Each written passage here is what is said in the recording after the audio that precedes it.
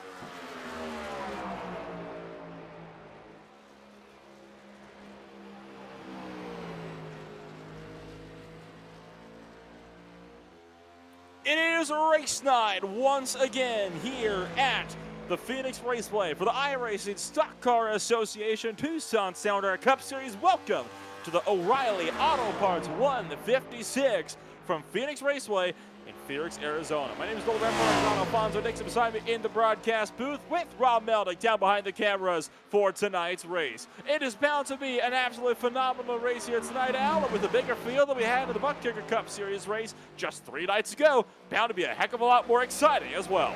Yeah, that's right, Nolan. We're getting ready for the duel in the desert. And hopefully this race will not disappoint as we are going to be battling it out for over 100 laps here. What, we got 136 laps, Nolan? 156 to be exact. It's a 156 lap race, 156 miles as well for the racetrack. Stage breaks at 30 and 60 with 6 tire sets. About 75 laps, give or take, on the fuel tanks throughout tonight's event. Track conditions are looking a bit cooler, actually, than I think we would expect, right? I mean, you're going out racing in the desert, but it is a surprisingly cool day, all things considered. Only 70 degrees Fahrenheit in the air, 86 on the tracks. It is a nice, calm day out there. Winds only at 5 miles an hour just off to the northeast, so it is going to be a pretty, I wouldn't say a hot race, but I wouldn't say a cool race either, right? It's a nice little bit in the middle. It is, however, dry, with only 29% of humidity in the air, as opposed to the 50% we're used to seeing at tracks like these. Yeah, and like you said, hopefully the temperature won't be the only thing that's cool with this race. Just being a little bit, nothing more than an ordinary points battle. Hopefully the drivers will be calm as well, and we'll actually be able to get some green flag racing in. I know that was an issue on the Thursday night race, but hopefully these guys will not disappoint, as we've seen these guys a little bit more patient, I believe would be the word that we're looking for, right, Nolan?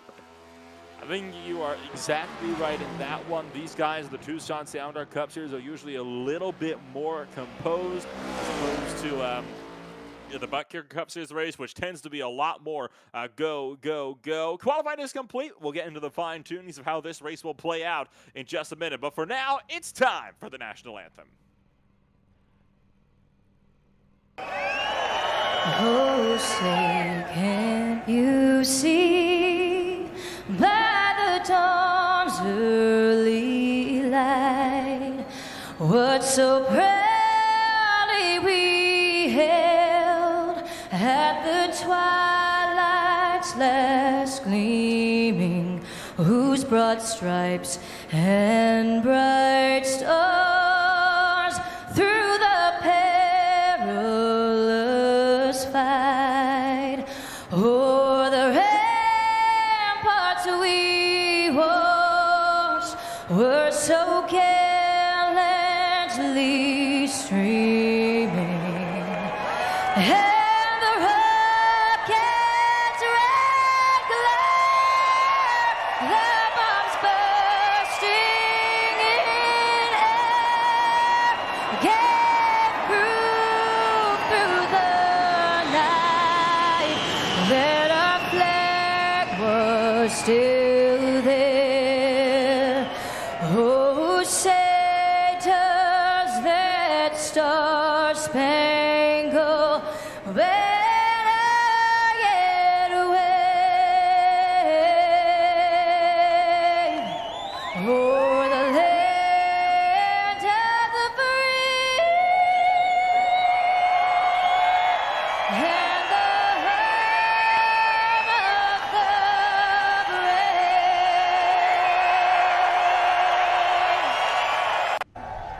brave. Race fans, it is time for those most famous words in motorsports. Drivers, start your engines!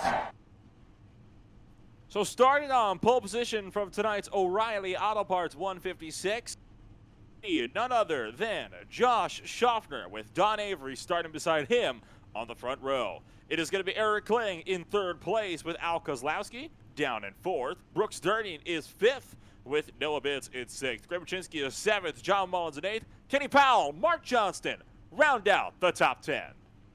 Kenny Thompson's going to be in 11th with Chris Severa in 12th. Joseph Causey in 13th with Justin Levine in 14th. Joshua Gaithright 15th.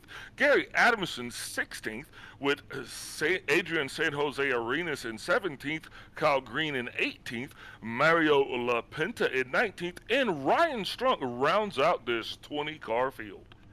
So 20 cars getting set to duke it out for us here tonight. It is bound to be an absolutely phenomenal 156 laps of racing. Of course, the regular Cup Series came to a close just last week. Instead, we are going to be finding ourselves racing for just some pure Super Cup Series action. It is, of course, race number 4 now for this Super Cup Series season. So that means we could be finding ourselves with a very, very solid run for us here today. And I have to ask you here, Al, how do you think this race could be playing on out throughout the course of the night? Well, I think we're going to have some guys that are going to be starting in the front. We're going to have some guys going to be starting in the back. We're going to have some guys going to be starting in the middle. Now, those guys that start up there aren't going to stay up there. Those guys that started there aren't going to be there. Yeah, what I'm saying, Nolan, is, man, we got a lot of racing left, and I have no idea how this thing's going to play out. There is a long way to go before we get things settled over the course of tonight's race. You know we are going to be in for absolutely one barnstormer of an event. A pace car about to get rolling with your field of 20 cars strong. Only the top 13 opted to take qualifying times here tonight. That's really odd because we see a name there, Chris Severa, down on the bottom of that qualifying tree. Usually, you know, we kind of find him up to be up front a little bit, but that's just indicative of how this track is going to play out. You know, when we're dealing with this low downforce, high horsepower package. I know we say that every week, but you know, coming here with the 4-speed transmissions of old, you know, some guys would even opt to shift. Now here we are with a 5-speed sequential transmission. A lot of these guys probably aren't even going to make it up to 5th gear. So what are your thoughts on how this whole thing plays out? Well, I honestly can't tell you. It is going to be one fantastic race, though, whatever we have in store for us here tonight as the pace car gets set to roll. Pace car is going to be down and in, and we could find ourselves with a solid race throughout the course of tonight's race. We want to thank everybody for joining us for more Saturday night racing action here for the iRacing Stock Car Association Tucson Sound Art Super Cup Series. It will be in the hands of Martin the Flagman to take us to the green flag. Coming around through 3 and 4, and Josh Schaffner enters the Geico restart zone, and we are green flag racing here in the desert. Yep, that green flag has flown, and now Schaffner's going to get off to a great start. You're going to see these cars, they're going to be going 3, 4, looks like 5, 6 wide, as this race has an extraordinary wide turning surface, especially coming out of that dog leg. It most certainly does, and you can see drivers trying to scramble left, right, and center to jockey for position. 3 wide still, deeper in the field. Schaffner will lead the first lap to green as you go on and watch as Al Kozlowski dives it through the dogleg to make his way up past Greg Wyszynski. You got to be careful going down in that dogleg, though, because it's definitely not small. It's not smooth through there. And Kozlowski actually did bite it a little bit there. Oh, looks like we got in trouble there on the backstretch. His cars are scrambling to maintain their position. But Kozlowski did actually eat it a little bit there on his second qualifying lap. It just shows how temperamental and tricky this track can be. That was Justin Levine, the car that got sideways on the back straightaway. He did save it, though. It didn't hit the wall. No caution. We stay green flag racing. See Levine trying to close up the back end of Kenny Powell. And there you have the Mahindra Tractors number 14 Mustang of Joseph Causey pulling around the outside line. Down in the turns, numbers 3 and 4. How about Levine? Back to the inside of Powell through 4. Yeah, Powell's definitely going to try to figure out if he's going to be able to get that G&G Camry up front. probably didn't do as well as he wanted to do maybe last week, you know, but here it is. He's got a clean shot at this one. So maybe, like you said, hopefully we'll be able to see if he can't clean this thing out and get it going a little bit clearer for himself. Thundering down through the dogleg once again on lap number 5, and already this race kicking off in a full swing. Kenny Thompson holding the high lane from Justin Levine in his checkerboard number 33 Ford Mustang down into turns 3 and 4, and Levine still holds the bottom with Kenny Thompson going to be pushing up to the top side, but immediately going to try to undercut Levine once again through the dogleg. Now, I remember back before they profiled this whole track out, how that dogleg was the place to be to hold on to position or attack position, right? Go down to the dogleg to find yourself with the extra speed. Not so much in these next-gen cars anymore. You almost lose speed going through the dogleg nowadays. Yeah, drivers have to be selective with which lane they do choose, because like you said, these cars don't handle anything like their predecessors, which does make for some exciting moments as well as some scary moments. So it's just interesting. Drivers just have to be very careful with how these things bounce around them. You have to be very, very mindful with exactly how this race could play out as you continue to watch these drivers duke it out amongst themselves. Up on the racetrack, you're currently observing Chris Severa in his number 62 Ford Mustang down into turns 1 and 2, just trying to hold strong. He's trying to close up to Joseph Causey, who's really started to make his way up the order. Causey's gained the most spots so far of anybody, plus 6 for the number 14 on the grid so far. Yeah, and the thing about it is we've got racing going on all around the track, which is just a testament to the patience of these guys, because they are actually just out there trying to allow the cars to come in. You can see that no one's really pushing the issue. That's what's going to make this race, I think, going to be a lot more exciting as we get down to the to that last and final stage, you know, because it'd be so unfortunate to tear up a bunch of good cars early on. So almost 10 laps in the books with no caution, that is a very good start. Solid start so far, but there is still a very, very long way to go, don't forget, and it is not by any stretch of being done just yet. So I think now something that these drivers are going to have to start to consider is just how are they going to sort themselves out when this kind of all comes around onto its head. You know that this could be a bit of an intense race if this could pan out the way we think it might, and that would be by far a very intense run for us over the course of tonight's race. It is going to be a tiring race, right? Phoenix is a very trying racetrack. It is far from the easiest, and that could mean fatigue. It could set in a little bit earlier than usual for these drivers on the field. Yeah, absolutely, and you said that correctly, because drivers, it requires so much concentration, because every turn on this track is different. No two turns are the same, so drivers having to be on the throttle, managing the throttle, not wanting the tail end of the car to get away from them, and it's just a long, arduous race.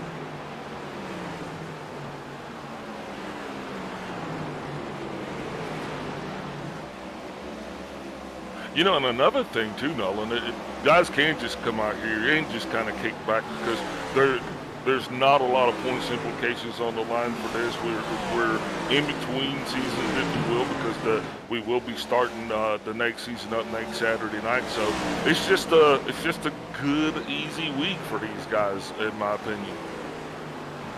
It is. This is a week where you can kind of kick it back, take it a little bit easier, and you don't have to necessarily worry so much about how these races could pan out in the long term, right? Because you know that you'll be able to have yourself a bit more of a solid run kind of in the future, and you know that you got a whole other season where you can go after a championship, and of course, you only, I believe, need to be, what is it, the top 16, or was it the top 8 for the Super Cup Series? We'll get back to that in a minute, but that is, of course, still several months away before the drivers even have to start worrying about where they're going to be playoff-wise. Yeah, absolutely. That's a long shot, if you will. But you know, right now, like I said, guys, just get to come out here tonight and just kind of have fun and see what this race does hold, because I do believe we will be back here a little bit later on in the season. It is not the first time, it is not the last time, excuse me, that we're going to be at Phoenix Raceway before the end of the Super Cup Series season. And that being said, it is not going to be until November we return for the season finale, the championship round. And it is the top 16 in points that will get to advance into the playoffs for the round of 16, which is going to be taking place on the first week of September, on September the 3rd. Tucson Soundart Cup Series, September 1st. Butt Kicker Cup Series. And so far, when you look at how the championship standings are shaking up so far, you got Greg Wyszynski on the bubble spot with Frank Flores just 2 points out. And that being said, you of course have the drivers that have also so far scored wins for themselves on the course of the race, and that of course is a bit more, I think, a bit more pressing for these guys. Right? There is a win in your system, right? The 3 drivers that have gotten themselves wins so far have been Severa, Schoffer, and Kling. Kling, though, is, I think, a bit more of a pressing statement for Eric Kling, the fact that he's managed to get himself that win early, because he only has 77 points scored on the season. That would put himself within 4 points of the bubble spot had he not won that race, but he's already locked in. Yeah, that's awesome, because, you know, and if you think about it, you know, even though it is so far away, but you're kind of lining that up now, because, you know, if you think about it, it'll be way too late next time we come back to kind of figure out where you're going to go. So a lot of these drivers, you know, a lot of shakeups in the teams and the running order, and new setup changes. It's just going to be a very, very interesting season, to say the least.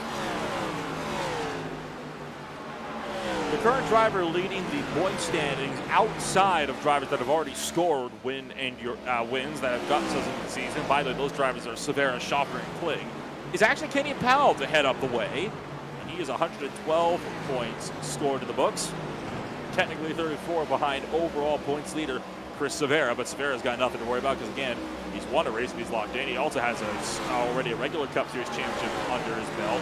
So you know that Severa's going to be there at the end to try to defend, or tried to attack, I should say, for the first ever Tucson Soundart Cup Series, Super Cup Series championship. Now you can see that this field is really kind of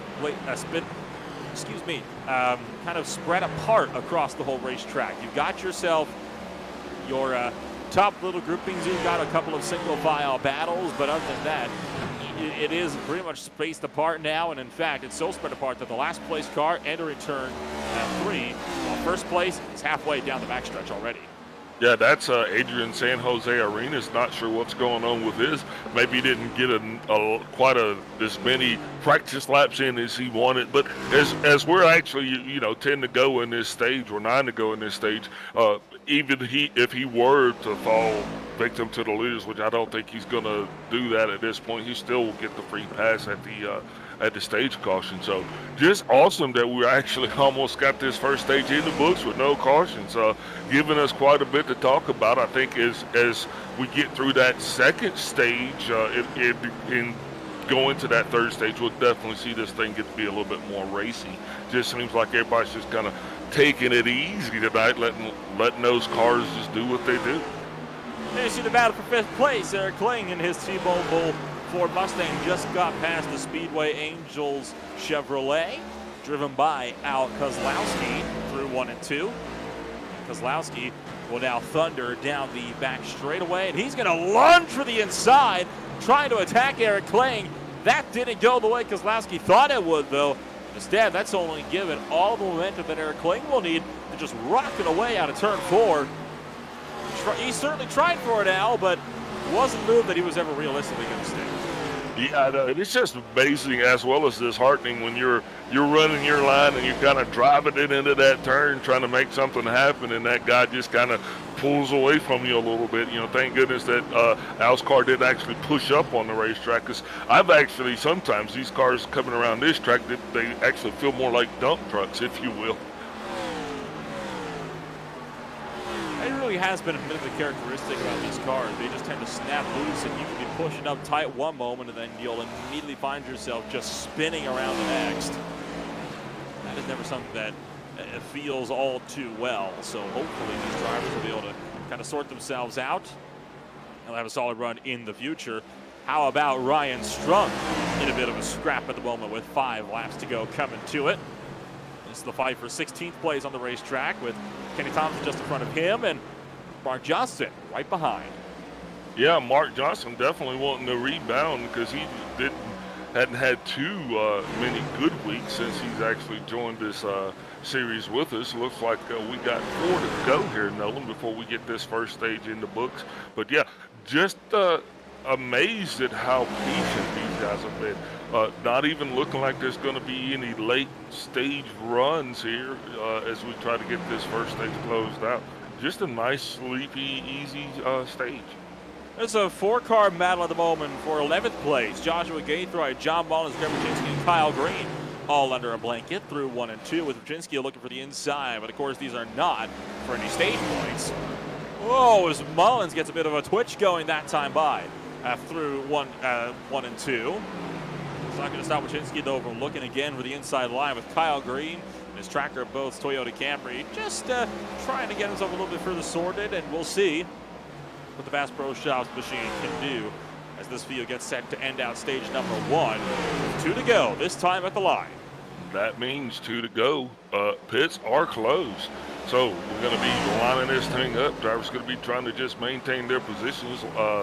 And we got quite a run here in that first top 10 for those stage points as just a very interesting race here tonight. A very interesting race indeed. And you look up now to Josh Schaffner, who's going to come around through turns 3 and 4, not to win the stage, but to start the final lap. And you can see the 20th place car just a little ways up the road. You probably hear it just ripping by the turn 1 camera here. But like you called correctly at the top out, he is not going to be caught by a current race leader, Josh Schaffner, in his Plenish number 50 Chevrolet. Look out, Avery power sliding that car off of turn 2. He'll save it and hang on to second, but Schaffner wins stage 1. Yeah, Josh Schaffner is going to be your stage 1 winner with Don Avery actually able to hold on for second place. Noah Bitts looking like he's actually going to be in third place with Eric Kling in fourth, Brooks Dirting 5th, Al Kauslowski in 6th, Joseph Kelsey in 7th, Justin Levine in 8th, Chris Rivera 9th, and Kenny Powell rounding out your top 10. So stage 1 complete from the O'Reilly Auto Parts 156 from the Phoenix Raceway. We'll take a quick step away. We'll be back with you in just a moment.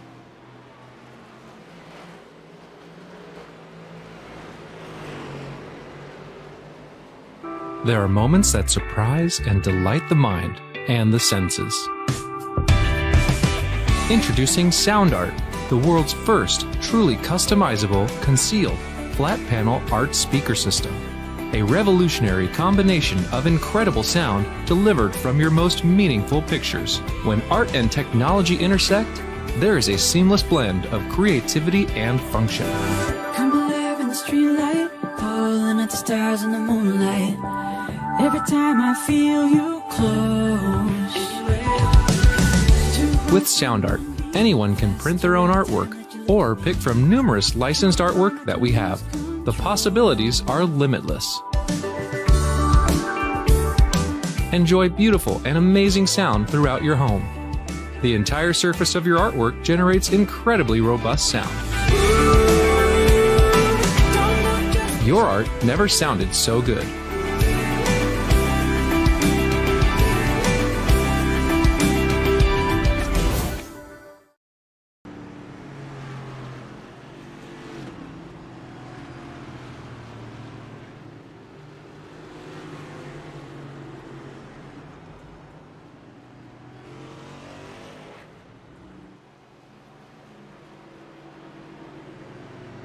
Back live here from the O'Reilly Auto Parts 156 at the Phoenix Raceway, where Josh Schaffner just took his first race win on the night. Everybody's still in the lead lap and caution free.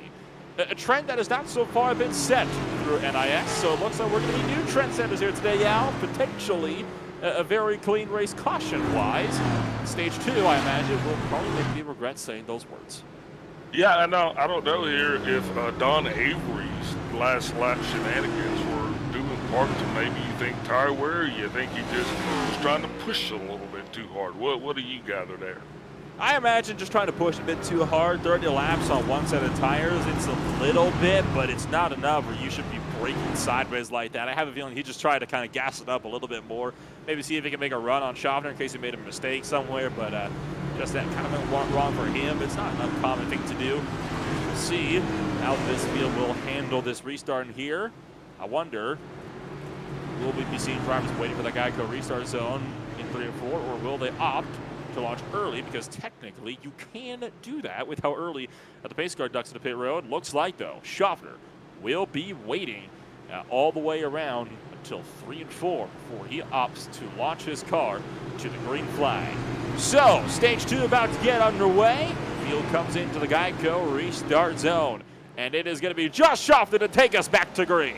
Yeah, Schaffner wasting no time taking that green flag. Looks like Don Avery got caught sleeping on the outside. And that's not where you want to be when this thing kicks off, because you got to be able to get that car running, get up front, and get your line in. Avery now going to be up to the outside, going to be trying to maintain that position. He is not going to want to let that door close and let those guys actually get a run on him. As Schaffner, once again, pick it up right where he left off in stage 1.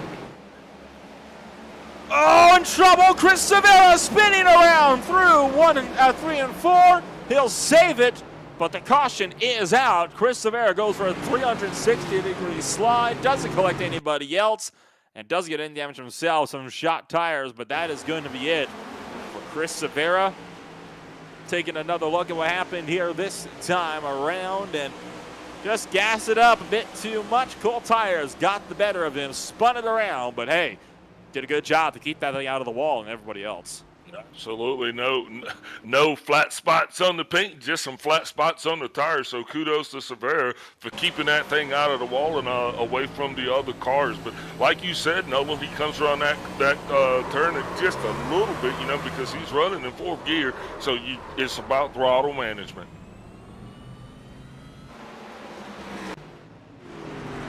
So with us under the second caution of the night, we're going to see if maybe I can't get in touch with your stage 1 winner throughout the course of tonight's race. We didn't quite get the chance to get in touch with him through the stage 1 yellow. We'll get in touch with him now, though. Josh Schaffner, your race leader, joins us up at the broadcast booth. Josh, was a pretty solid stage 1 for you. You had it easy out there.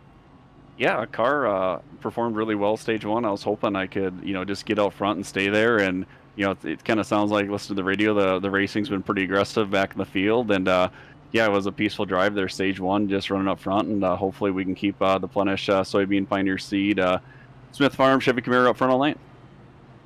So what's going to be your plan here for stage 2 and beyond? Do you reckon you'll be able to find yourself with any kind of momentum, any kind of plan in mind, or is it just see where the car puts you? Yeah, I just want to, hopefully just have a repeat here stage 2. We'll probably push pretty hard. Then we'll have to, settle probably a little bit different pace there. And in stage 3, where we're going to have to probably run a longer run. Davin Avery's got a really good car back there. Just kind of watching him practice, I thought he was maybe the strongest car in practice, and definitely he was keeping pace there, and it'll be interesting to see how it shakes out here stage 2. Before I let you go then here, Josh, anybody you'd like to shout out for that number 50 Chevrolet? Oh, yeah, I got to thank everyone at ISCA, Nolan, you guys up the booth, Rob working behind the scenes on the camera and the live stream, but yeah, Tucson Sound Out are all the guys that support the ISCA, and just gives us the great opportunity to come out here each Thursday and Saturday and just have a great time. And thank you, Josh, for taking the time to join us up here in the booth. Congrats on a stage 1 win. Best of luck in these remaining 20 or so laps in stage 2. Thanks, Nolan. Appreciate it. While all that was going on, Al, a bit of a interesting scenario with Brooks Durden. I don't know if you saw it, but pulled off in the dogleg, just stopped on track for about half a caution lap, then gassed it up and got right back up with the leaders. What do you think that's all about? I'd really rather not say, but either he was taking his horse for a drink or he was getting a drink himself. But it was interesting to note that we had about 4 cars actually, besides Chris Severa, come down pit road on that under that last caution. Not sure what that's about. Maybe getting a little top off on fuel, but still going to have to stop at the next. Well, I imagine. Caution. Yes, I'm not sure, but the one thing about this track is just a long way around to hit that green flag, isn't it? It's a bit of a unique place on where you go to hit the green flag. I imagine why Severa came into pit road probably to get the tires changed since he smoked them up. I'm surprised that Levine and Mark Johnson were alternate pit road, but they were probably in to fix some damage. They both hit the wall through stage 2 so far. Green flag is back out as Schaffner takes us back. And Schaffner again getting that great launch. Looks like he's going to have a little bit of a look there on the inside there from Joseph Cossey, a name that we're not usually calling him being up front, but he's going to make himself known here. But Schaffner's still going to go ahead and get that thing running down the line. He's got it on a rail tonight, doesn't he, Nolan? And he absolutely does, just on a rail so far tonight for Josh Schaffner, and we'll see if he can potentially continue that momentum. Oh, trouble front straightaway!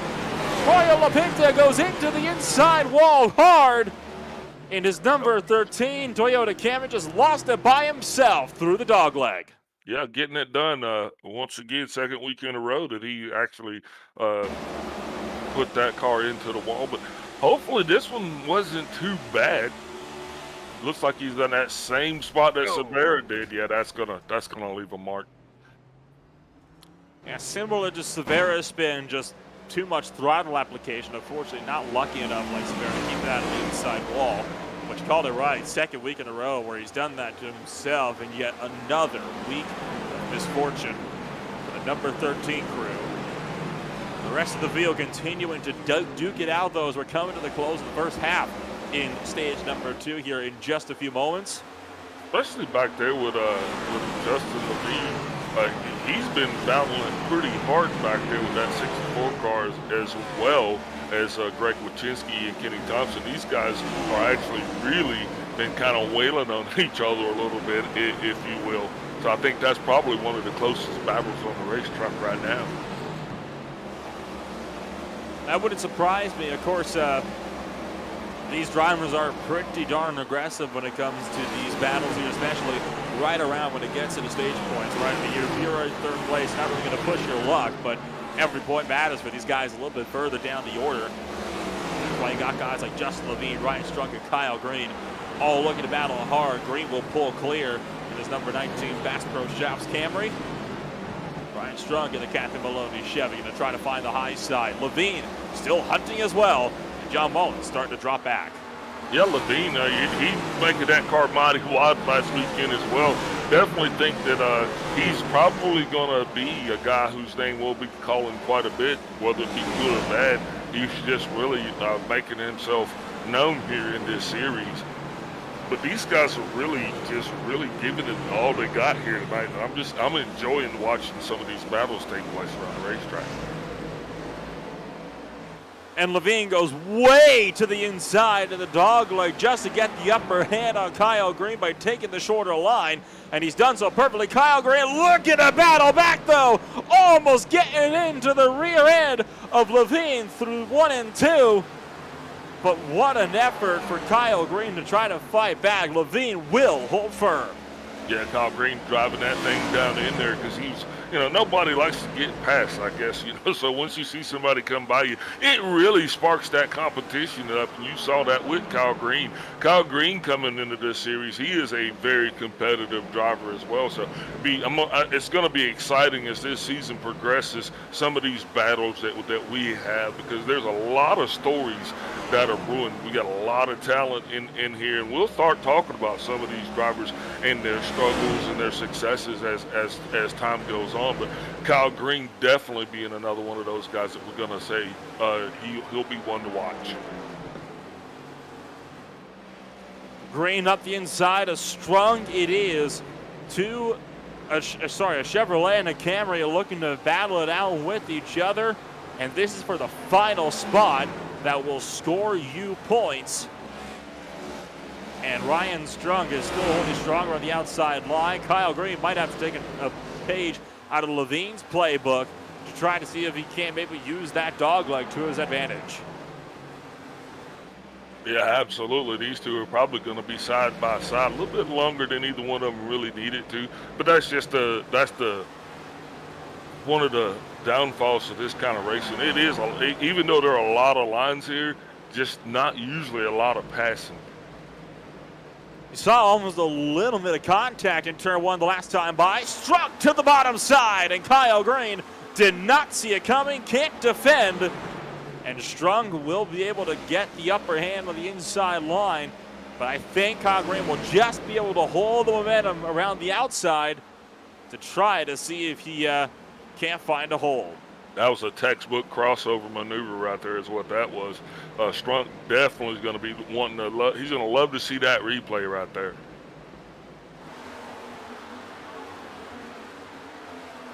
Now, Don Avery is actually finding himself slipping back a little bit. He was actually battling pretty close there with Joseph Causey, but for whatever reason now he's actually now slipped back a little bit as Eric Kling is now finding himself coming up there in that fourth place position. Trying to find a hole, and we will see how this whole thing could play on out. As Eric Kling continues to hang on for the fourth position, trying to find a way past the defenses of Brooks Dirting and Isa Peruzzi for Mustang. Under 10 laps to go in stage number 2. If Kling wants to get up onto the podium for stage 2, he's got to find a way through in a hurry. Yeah, that he does. But I'm still trying to figure out what's actually going on with Avery. I know he's been glitching a little bit. I don't know if that's having something to do with the reason why he stepped back a little bit. But I'm just going to have to keep an eye on him, I guess.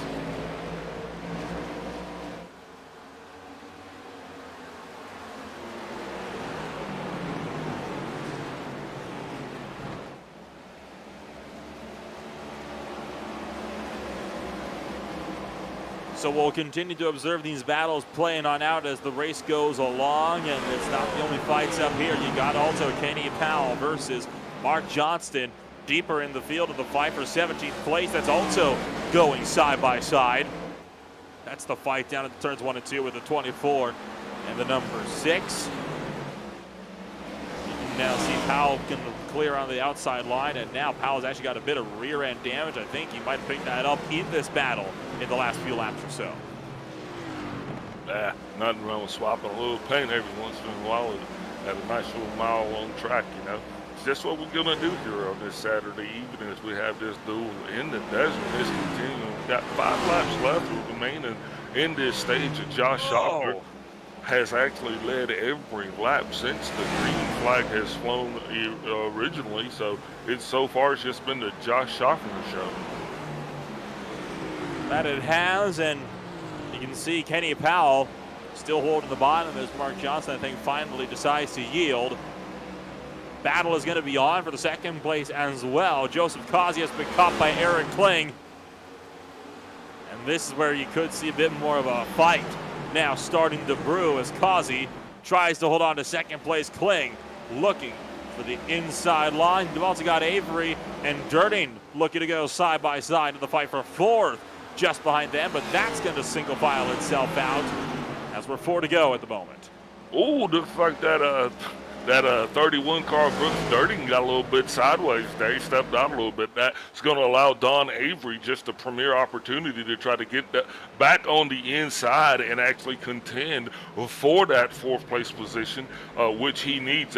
That's just the opportunity that he was looking in order to get that done. Causey totally having his hands full with Eric Kling giving him everything that he possibly could as we got 2 laps left in this stage. So caution, the pit road is closed, and Josh Schaffner is going to go ahead and lead this thing around, but the battles behind him continue to rage on.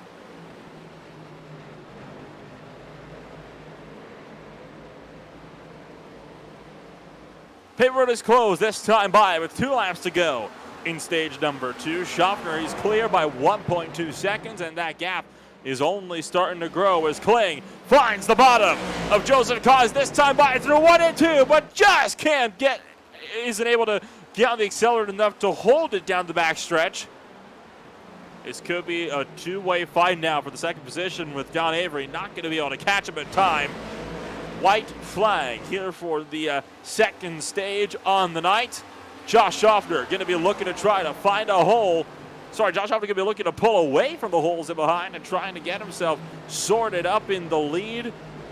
And he will do just that as he will come around turn 3 and 4. And Josh Schaffner will win the second stage on the night. You got to give it up to Joseph Cossey, though. That's a very strong showing for those guys coming out here looking like he's going to take over second place with Eric Queen being in third. Don Avery is going to hold on for fourth with Burks 13 being in fifth, Noah Bitts in sixth, Justin Levine 7th, Al Kozlowski 8th, Kyle Green 9th, and Ryan Strunk rounding out your top 10 points positions for that stage 2. And we are now going to take, once again, one more step away, and we'll be back with more for stage 3 in just a few.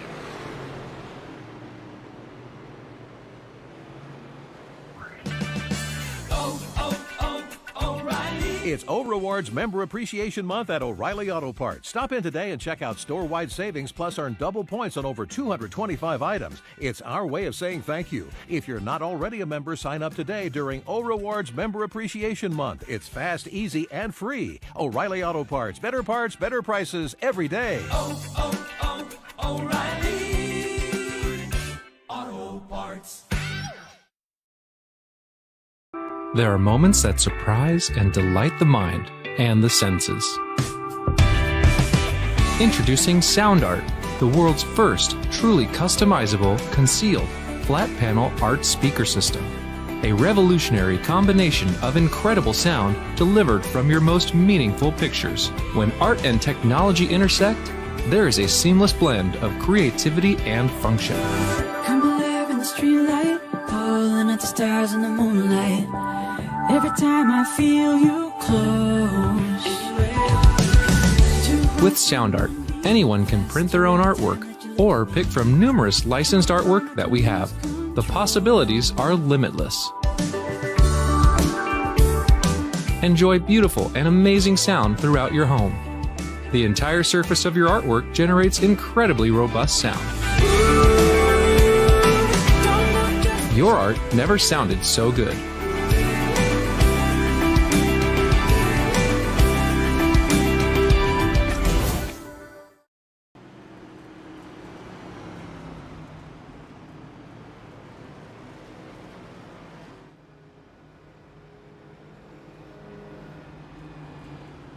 Back to the scenes here at the Phoenix Raceway, and I think it's a bit notable here, Al. There's a new face at the front end of this field. Adrian San Jose Arenas up at the front, leading this thing. But it's because he didn't pit. What's your take on that one? Well, obviously, Mr. Arenas knows something that we don't, so he is going to display to us the proper running and technique. Once again, I'm going to have to divert and say I have no idea. But it's definitely going to be interesting to see how this plays out because his tires are worn with everybody else having freshies. Maybe his tire wear is not a factor. Hopefully he'll get a clean launch on this restart because I know those tires sometimes can be a little tricky on the restart. We're just going to have to watch and see. Schaffner, I'm not going to waste any time trying to get around him. And looks like Donna Avery got a little loose there on that start. Got a little bit loose, and we're green flag racing. It's pandemonium down to the turn. Number 1 as Justin Levine finds the inside. Schaffner trying to find the outside line. He's going to push up wide, and Schaffner cuts back down low. Causey leads the way down the back straightaway, and looks like Adrian San Jose Arena starting to regret not pitting, as this is now starting to kind of all kick off into a bit of a mess here as the field cycles itself through, and it's Causey to lead the way down to the turn number 1. Here comes Noah Bitts to try to find the inside line now. It's not wasting any time trying to get that number 87 Ford of his in the lead so he can actually get his share of those points for leading the laps. But it's going to be interesting to watch what happens now to that 93 car, Adrian San Jose Arenas, because if you'll watch, he's not going to be able to get that inside line. He's going to continue to push up higher and higher, and then you'll be able to see exactly what's going to happen with those tires. But I mean, obviously, are a factor, Nolan? The tires definitely a factor, and I imagine, 30-lap old tires. Oh, Majinski sideways into the inside wall, back straight away. No caution. We stay green. Saw that taking place just the back end of your screens, and that is yet again more misfortune for the number 5 team. Yeah, Greg's car looks like Mr. Wachinski's car looked like it's been quite a handful for him most of the race here tonight anyway. So unfortunately for him to make contact, but at least he was actually able to keep that thing still going. We have yet another car breaking down to the inside. Looks like that's going to be Mr. Blunt losing it just a little bit, stepping out, having to get it back under control. But now Adrian San Jose Arenas. Can you say pitfall? He is just fallen like a stone since the restart here. He's already all the way back to 15th place in just a few laps since we've gone to green flag racing, and no doubt he'll be falling back even more. Looking up to some of these battles a bit further up the field, that's Eric Kling and Don Avery. They're scrapping it out for 6th place on the racetrack. Now here's what's interesting. Now we got Noah Betts, which is, Noah's actually up front. He's a very strong competitive driver. We've called his name before. Joseph Causey, right? What I'm getting to here, and then Justin Levine. Stoffner's car not handling well at all in that dirty area. I mean, when that 5-0 car was out front, he had amassed over a half of a second lead. Now, having everything he can just to try to get back up front, or is he maybe just laying back a little bit, conserving his tires, just to run in, maybe take 2 and get a splash of gas? We're going to have to start to figure out pit strategies anyway. So Schaffner now looks like he's going to try to get he's going to try to get around Levine. I just don't see Josh sitting back there too long. What do you think? I can't see him sitting around there too long as well, but that being said, Schaffner has said in the past that he is a follower, not a leader. So he likes to find himself at the front of the pack at the end of the race, but he's more than content to just sit behind people so long as they're not holding them up. And I can tell you right now, it looks like Levine is holding them up as he's going to scream to the inside line through the dog leg, and he'll have the inside line for 1. Yeah, Josh Schaffner saying that I'm not a leader, I'm a follower. It's like a wolf telling me that he's not a carnivore. This guy's led more laps in this series, I dare say, than anybody else that we have running. Maybe it'd be a toss-up, I think, between him and Cervera, but Schaffner definitely finds himself out front way more times than not.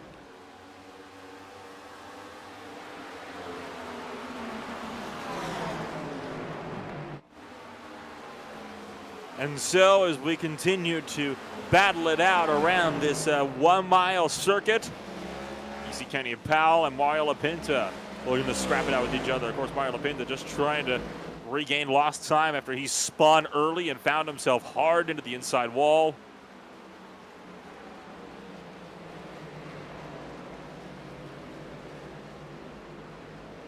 And I tell you what, it's been a rough ride for LaPinta so far. Ever since he started racing here, every single race, he's either spinning himself out or is being caught up in other people's messes. And I long for the day when we can finally see Mario LaPinta being able to properly show what he can do on a racetrack and being able to make it stick.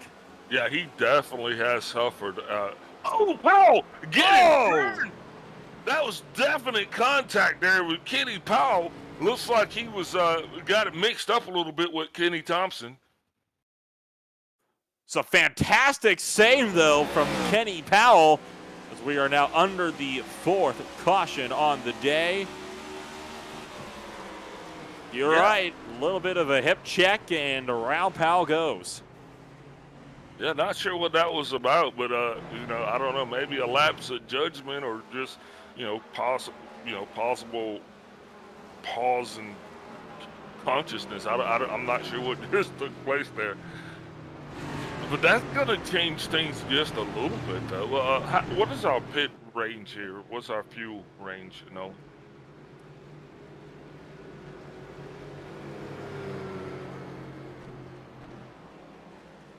So I don't think we have enough for us to make it to the end from here. I think we'll be having to stop at least one more time today. Looks like we have quite a few takers on pit road, though, so there's something going on. There's something these guys want us down there. I think everybody's going to come for tires and fuel. Tires and fuel, that will be my call. What are you coming for this time? I think more the fuel than the tires, but I think tires could have a big hand in this as well. Doing the math here, we currently have 78 laps to go. So theoretically, Al, if you can save enough under this caution, you might be able to stretch to the end, but it would be close. So stretching that to the end. Looks like that 62 car's going to come on and sneak on back around here. Maybe Chris Severa finds himself back up front. A very interesting move there from Mr. Severa as he stayed out. Not electing to come down pit road for tires or fuel.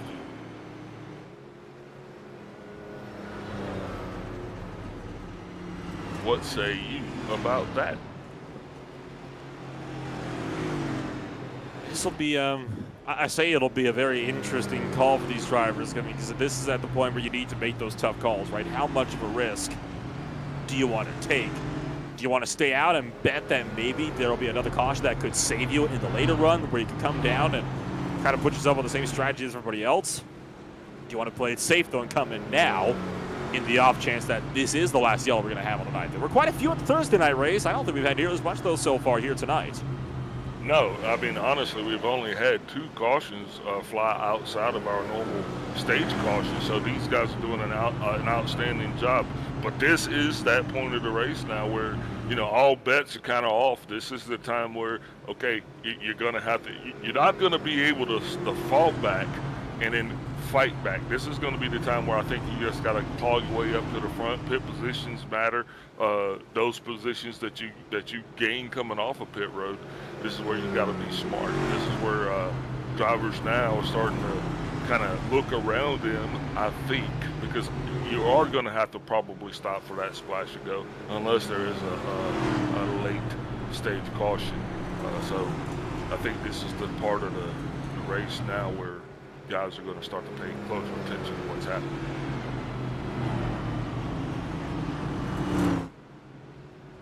Will it be 1 to green this time by, or we get one more?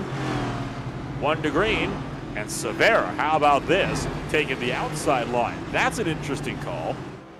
Didn't think we'd see that taking place at Phoenix. Well, I think Chris knows that he has a disadvantage on his tires. And Noah's going to get a launch, and I think he's just going to be best to try to get that car down to the inside as best he can going into. That's what Big Al's doing. And he really can't bobble because he's going to have Schaffner right there in his rearview mirror. And Schaffner's definitely going to be trying to get that car down to the inside so he can try to get around that 33 car any way he possibly can. Like you said, he's been held up, and I think he's ready to get back up front as these guys come around and get ready to take this green flag.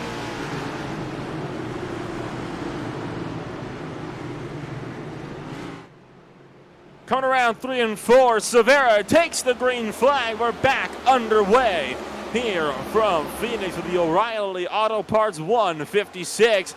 And it's a heads-up drag race between Bitts and Severa. And the front line machine is pulled clear. Maybe not quite. Severa battling back around the high side. Josh Schaffner wasting no time trying to find himself to get to the inside as well so he can capitalize on a little bit of momentum, but that 33 car is going to hold him out. Severa doing very well to keep around on the outside, not losing that second place position as Schaffner now has third. He's got third place, and he's not done yet. Look at Josh Schaffner trying to find a hole. He's going to scream around Justin Levine and try to take the spot away. But Levine holds strong, and Schaffner's starting to slip back a little bit here. But maybe not, though, as Levine pushes wide. That allows Schaffner to sweep back through to second. Now Schaffner's loose, sliding sideways, and slams the inside wall. And the caution is out again.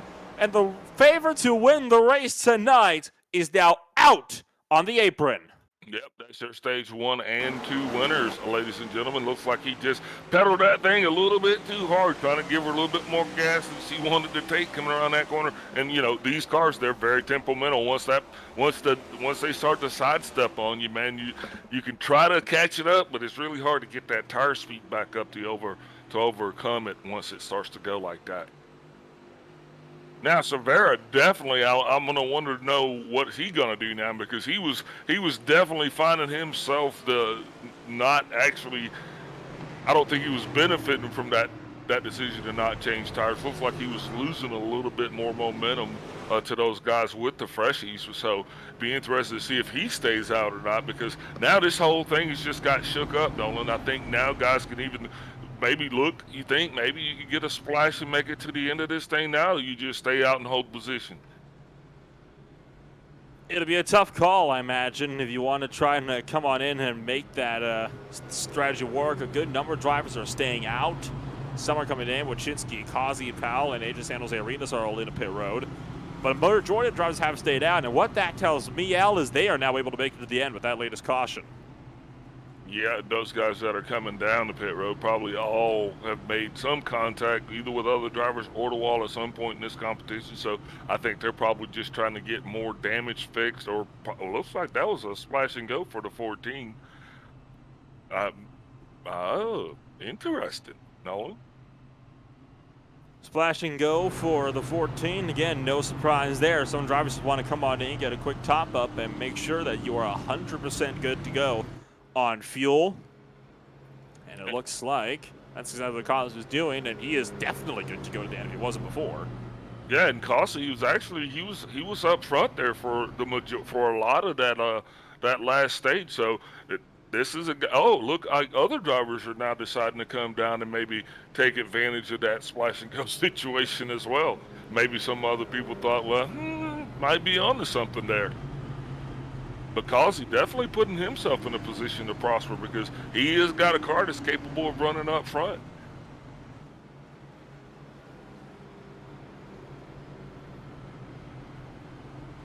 So under the caution flag once again, and lights still on the pace car. We'll break one more time, and we'll be back in just a moment.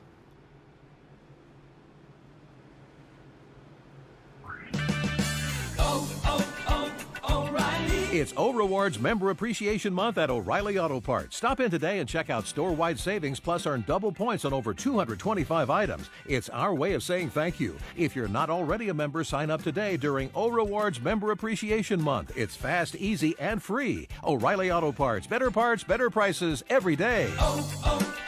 O'Reilly Auto Parts.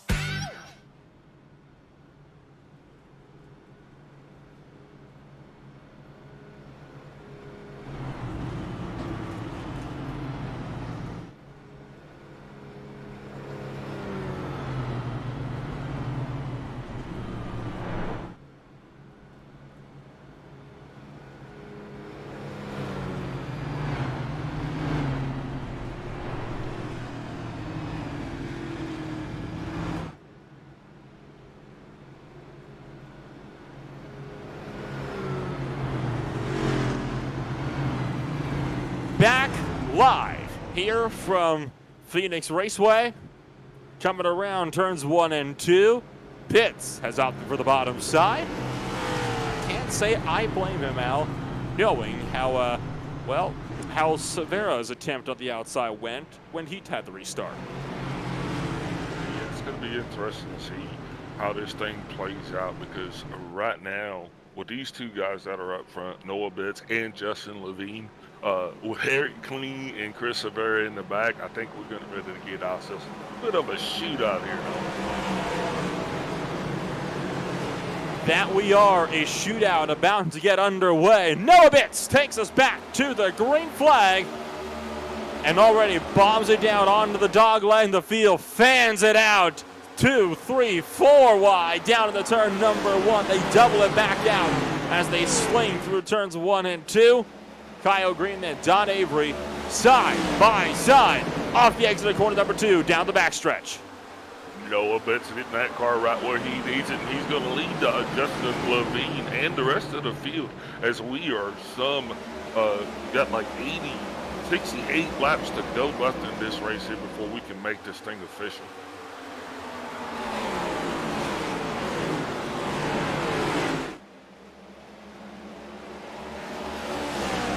So little time left to go in this race, and it is continuing to ramp on up in intensity as the night goes on.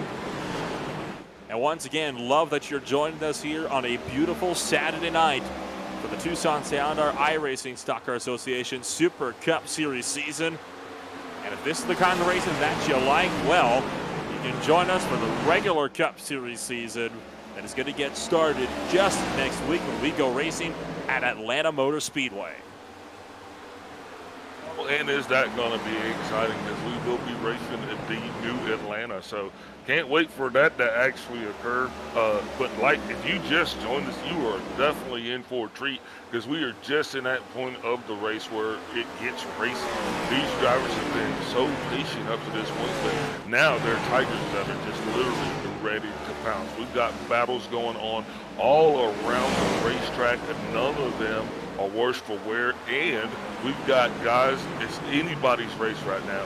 As the race favorite and the winner of the first 2 stages, Josh Schaffner, found himself an untimely demise. There's a little bit of contact with that inside wall. So now here we are, Noah Bitts with that number 87 Ford Mustang going the way, followed closely by Justin Levine and Eric Kling with Chris Severa rounding out your top 4.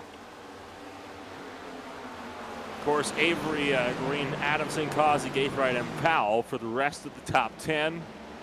And so far, the field all tucked up in line. You got yourself 1st to 16th all on the racetrack. And you got Al Kozlowski 3 laps down to the mix. Everybody else in pit road. That includes Schaffner, Strunk, and Mullins. 3 drivers that have all spun and slammed into the wall to end their nights early on. So unfortunately, good enough for those drivers who are looking set to have some good races, and unfortunately for them, it didn't quite go the way I think that they all would have hoped. You know, the fortunate thing about it is we've had quite a few instances, but most of the contact between the drivers hasn't resulted in anybody being taken from the race. The majority of the drivers that are out of the race have literally taken themselves out of the race, which is, you know, that's amazing.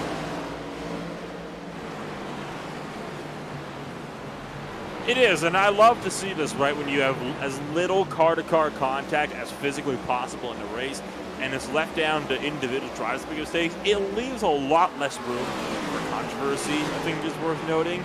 And you can't really get mad at anybody else other than yourself. So you're not at the risk of seeing tempers boil over, stuff of that nature, right?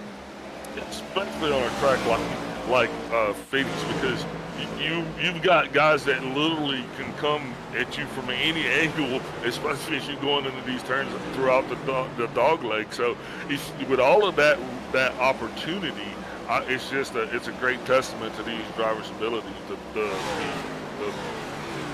few amount of cautions that we have.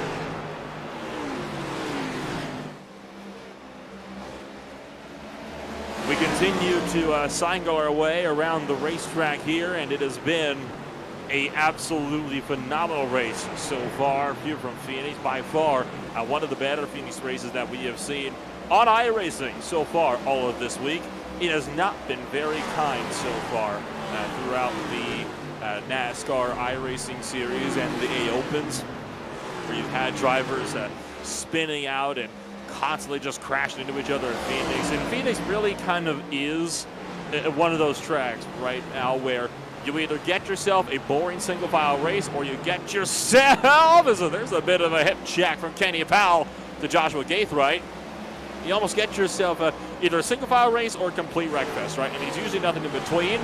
This is what in between looks like, and I think this is the best of both worlds. Yeah, this absolutely is the best of both worlds. Because, but tick tock, because time is no one's friend, and as these cars start to burn down that petrol, and they're gonna the tail end of these things is gonna get a little bit looser, and that does matter.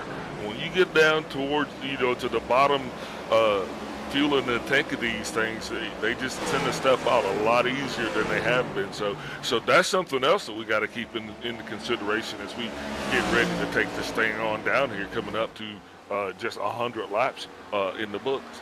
Thank you. 100 laps. Getting set to get started here on that triple-digit number this time by. And of course, you know that there's a lot of racing still yet to come. It is all far from over. And we believe that pit stops have already been finished for the day. We're not expecting any more green flag stops. This is exactly how we predict it will play out all the way through to the end of this race.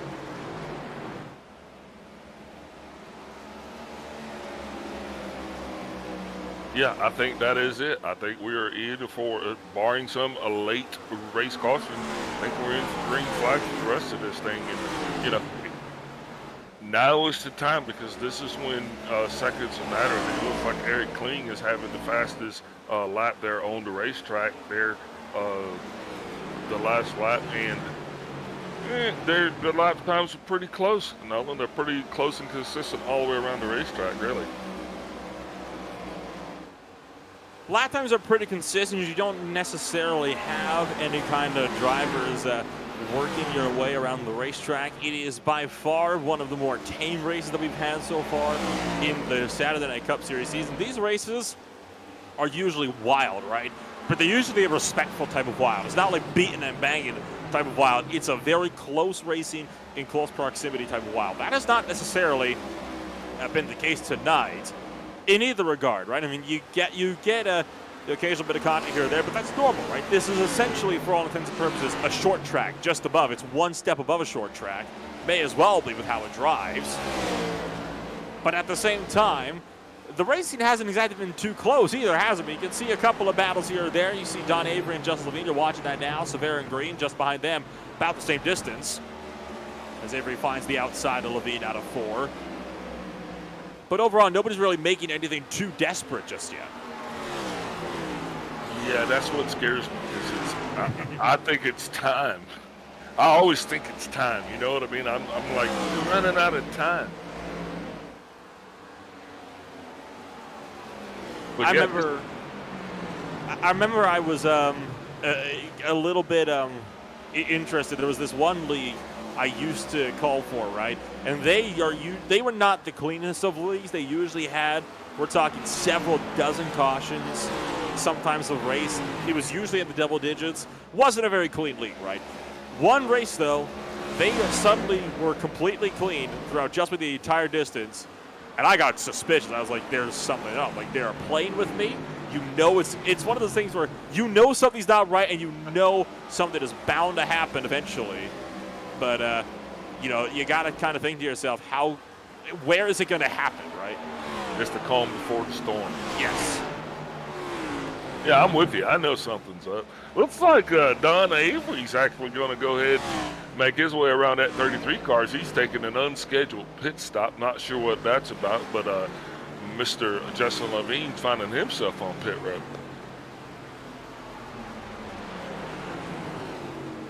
Levine indeed coming into pit road. Could this potentially spell trouble for other drivers in the field? I'm going to consult my magical little window here that tells me exactly who's all been in and out of pit road and exactly when and how long the stints have been. And looking at Justin Levine, he's been out there the same distance that guys like Noah Bitts and Eric Klinga, and he came and pitted under the same stops as they did. He's on the same strategy. So why he's in now is a mystery to me. Right. The person who, if anybody would have had to pit, it would have been Severa, because Severa's actually got some additional 15 laps on his tires because he did not pit the previous caution or the last caution. Exactly. So, yeah, not sure what was going on with that 33 car. Maybe, I don't know. definitely, if he could find himself back up front, I'd love to ask him that question at the end of the race.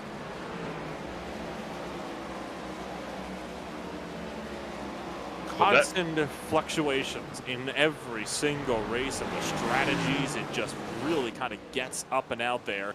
Joshua Gaithright has caught Kenny Powell, by the way, in the battle for 8th, so they're starting to slowly reel in the gap. That was a 4-tire stop for the 33 car, so I'm still trying to figure it out. I'm not a mathematician, but some things just, they befuddle me. It's a bold call from Levine. We'll see if it pays off, but I'm going to be brutally honest here now. If he thinks that he can maybe unlap himself and get all that time back, he's kidding himself. I mean, there's no way that is going to be a possibility for him. He has to unlap himself from not just the leaders, but all the way back to 9th place, we are watching now, and then get all the way back around and pass the leaders again in under 50 laps. That's not happening. Yeah, that was an unscheduled stop. It would have had to have been. Oh, yeah, no doubt about it. There's no way that could have been a scheduled stop. I mean, unless he suddenly sort of miscalculated and didn't put as much fuel in as he thought he had to, and then forgot to check his tires. No, sir. I'm not gonna. I like that drive, but I'm not gonna buy that one. You're gonna have to hit me again. Try another one. There was an attempt, I'll say that much. There was an attempt to fool the great Alfonso Nixon, but it didn't happen this time around. This is a good four-way battle, though. We got for the 6th position. Got Causey, Dirty, Powell, and Gaithright all kind of under a blanket here, but Causey is starting to break away just a little bit. This is one of the only battles you got on the racetrack at the moment as well. Everybody else is just kind of spaced out, single file, so this is, I guess, what we can expect to see throughout the rest of this race. Okay, so now, Nolan, this is that segment where who is your pick to carry this thing across the threshold for the green flag? Who is Nolan picking to win this thing? I want to say Noah Bitts because he's been leading from the drop of the this latest green flag, but Eric Kling has never really been more than 6-7 tenths away from him. So Kling is staying close, but I am gonna stick to my guns here a little bit, and I'm gonna actually say Eric Kling. I think you can get him. He's been steadily closing the gap, a couple hundredths here, a couple hundredths there. If he can continue to reel in that gap, maybe he'll be able to do it. By the way, more updates from pit road. Avery and Schaffner both at the pit road. Of course, Schaffner several laps down, but Avery is more interesting. He pitted from 3rd. Now, of course, he had also slid out wide, though, almost spun and tagged the wall. So what do you reckon is the real cause? Do you think he's pitting because he thinks he needs fuel, or did he pit in response to getting damage on his car? Yeah, it's definitely looking more and more like the 11 and the 33 made contact. And so that's what I'm thinking it actually occurred for both of them. And that's what I'm going to go with. That's what I'm thinking. I'm going to be honest, I'm starting to think more and more like they're not able to make it because Avery, again, taking 4 tires and some fuel in that car. Enough for a full tank. This is getting into a very interesting race, right? I mean, it's not so much the on-track battles that's making this race entertaining. It's the various pit strategies and the intrigue that is starting to get to me. Yeah, because Severa's still 15 laps longer than anybody currently on the track. He's got 56 laps on his tires. I mean, so if anybody it would be coming down pit road, I've been waiting to see Severa come, but he hasn't come down yet. So I don't know, Nolan. I'm just sitting here scratching my head now trying to figure out maybe your math was wrong. Maybe these guys can't make it to the end of this thing. But it wasn't my math. I'm calling your math on this one. You'd be absolutely correct on that one. It's a rough estimate, of course, of the 75 laps. That depends on how much fuel you burn, and I assume the 75, the number, that more comes from when you're just pushing it as hard as you can. Yeah, and more cars are on. Now we got, okay, Severa now on pit road. So, yeah, I think Severa just stayed with his natural pit cycle, and the rest of these guys just weren't going to be able to make it. So now we're actually seeing our green flag pit stops underway. We just saw them a little bit off cycle, but now we're looking to be smack dab in the middle of green flag pit stops, no? Kenny Thompson, Eric Klein, Chris Severa are the latest 3 drivers to come into pit road. And now coming in, Mark Johnson, Kyle Green. So, yeah, they can't make it. Everybody coming into pit road. Not this lap, but I imagine it will be just about everybody once everything cycles on through. So that being said, a couple of the drivers did come down for fresh tires, it's worth noting. So how aggressive are they going to now be, right, to try to find themselves a way back through? This could be the very, very intriguing battle here. Who's going to be in front of this thing? Because there was a good time out there. We had drivers that were pitting, and they were about 30 laps fresher on the tires. We saw how big of a difference that made to San Jose Arenas on the Stage 3 restart. But it didn't have the same impact on Chris Severa. Chris Severa actually having a completely different hand of cards dealt than what we saw with San Jose Arenas. So, yeah, this is interesting. Just when you think you couldn't add something more into the race, something new finds a way to rear its head, and the whole race just gets turned onto its head all over again. Kenny Powell is in a pit road. Kenny Thompson is just leaving. And even in what even is kind of more funny, if you will, some of the guys from the back are just taking fuel only, when the majority of the guys from the front did full-on pit stops with 4 tires. So this is definitely a conundrum. Quite a tricky situation that a lot of these drivers now find themselves in this field as we get set to potentially clock out how this race could end. Oh, caution flag is out. 6th caution on the day. That's not going to work good for some people. Oh, Severa again. Severa, the former race leader. He's the one that spun to bring out the yellow. No wonder why Chris Severa stays out on old tires, because he can't drive on freshies. Oh, my gosh. Now, of course, it is worth noting that cold tires has proven time and time again that it is a huge problem in these cars. Oh yeah, absolutely. That was a comical dig on Severa. I wasn't being negative at all. Yeah. But yeah, that's both times he spun on cold tires. But he just literally went almost 60 laps on a set and held it great. Not what a lot of people are going to want to see, but there'll definitely be a lot of cars in to get that wave around. So that'll put them back on the lead lap. Just going to make this thing just a little bit more interesting, if it could have gotten any more interesting. Because now, Nolan, if you take the gloves off, you're going to run this thing as hard as you can. You're going to run the tires off the car. You don't have a choice. Oh, absolutely. Now is really the time to get in it and go push and go racing. So drivers going to be cycling through to pit road. We'll see how many people will get their laps back if they can stay out and take the wave around. There was only about 8 cars left on the lead lap, but it looks like up to 13th will all be able to cycle through and get their laps back. So we'll have 13 cars on the lead lap when it's time to go back green flag racing. We'll take one more step away. We'll be back with the rest of this race in just a few moments.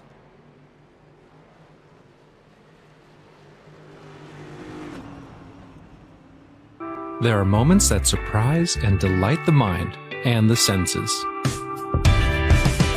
Introducing SoundArt, the world's first truly customizable, concealed, flat panel art speaker system. A revolutionary combination of incredible sound delivered from your most meaningful pictures. When art and technology intersect, there is a seamless blend of creativity and function. Come alive in the streetlight, pulling at the stars in the moonlight. Every time I feel you close. With SoundArt, anyone can print their own artwork or pick from numerous licensed artwork that we have. The possibilities are limitless. Enjoy beautiful and amazing sound throughout your home. The entire surface of your artwork generates incredibly robust sound. Your art never sounded so good.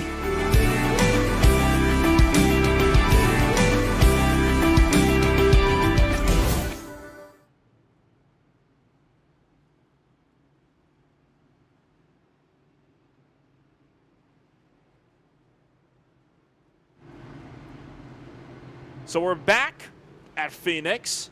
And a good number of drivers, I imagine, are going to be getting the wave around this time by as we get set to go back green flag racing.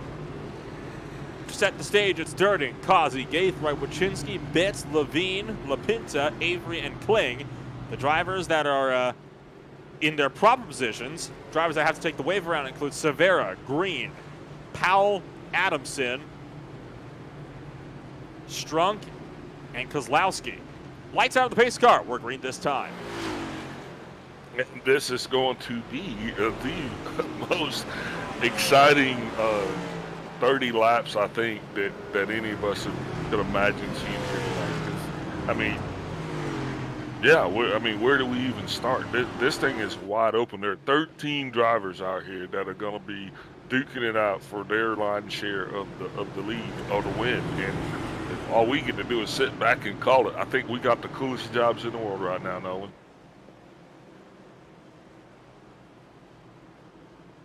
It's going to be a very phenomenal race for the ending of this one. You know it is going to be action-packed. You know there's going to be drama. There will most likely be a couple of more spills before the end of this race, and a whole lot of thrills to go along with it. Just as the field behind catches up to the pace car, it's time to go green flag racing. A huge check up behind as drivers get themselves scrambling.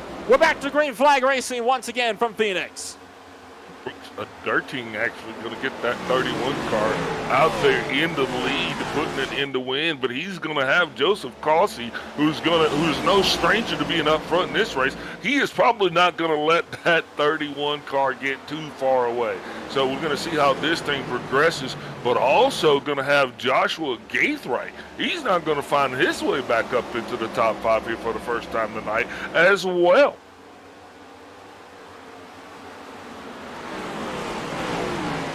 Brooks Durden is clear, so is Kazi and Noah Betts. Levine still side by side with Gaithright for fourth. Levine's loose! Oh, he gets hit and slammed into the outside wall, but he somehow keeps it together and we stay green.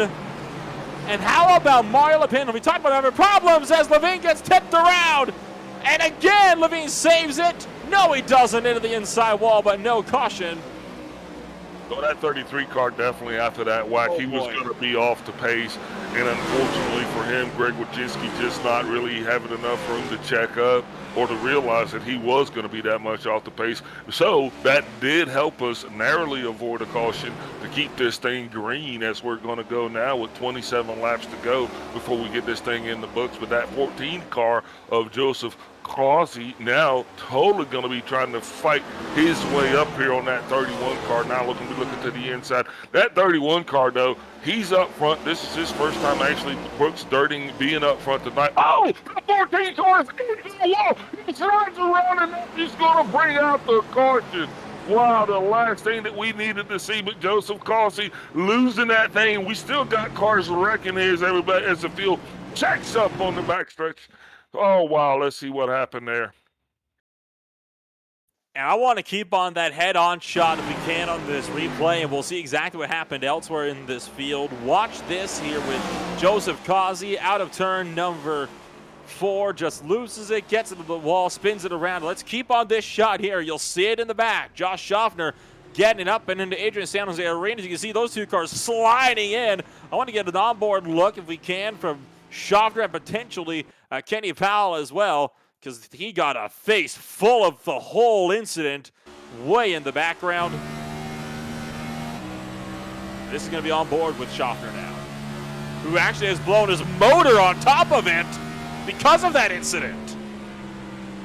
And the hits just keep on coming. Good grief. He stuffed it into the pit wall, too, just for good measure. Right there, just gets into arenas, sliding around, sliding, and did a great job to not save it, but blew the motor under caution. Yeah, that just wasn't good. And that poor 33 car, Justin Levine, he's just, he's turned into a piñata somewhat here in this last stage of the race. Just not able to find his way out of anybody's way, not looking. But as this thing gets ready to come now we're 24 to go, lights still on the pace car. Going to be a shootout. Got some guys up front in the mix of this thing. This thing is far from over. So Brooks Dirting in first. We got Noah Bitts, Donna Avery, Joshua Gaithright, Mario LaPinta, Kyle Green, Eric Kling. All of these guys up here are actually Kenny Powell and Chris Rivera have a shot at or a go at this thing. It's very fortunate that his 2 slides didn't render any damage to his car, and you know, he's still got a fighting shot at this.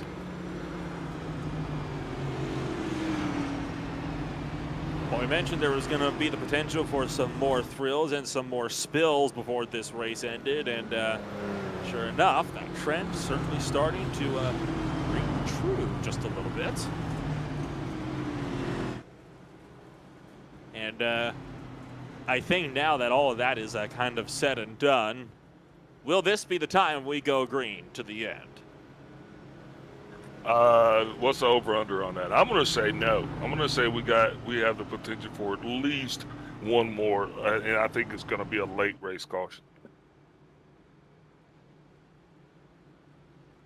Late race cautions are a big story of races like Phoenix. I remember in the eNASCAR series, this is way back when, Al, when it wasn't the Coca-Cola eNASCAR series, it was the Peak Antifreeze iRacing series. I remember that, yep. This was all the way back in 2018. Actually, it might have even been 2017. Oh, the wow, race at Phoenix. The race at Phoenix had gone caution-free for 110 laps. And then as one caution happened, and because it was late in the race, they could not break away, and they didn't make it a single lap back to green from there to the end.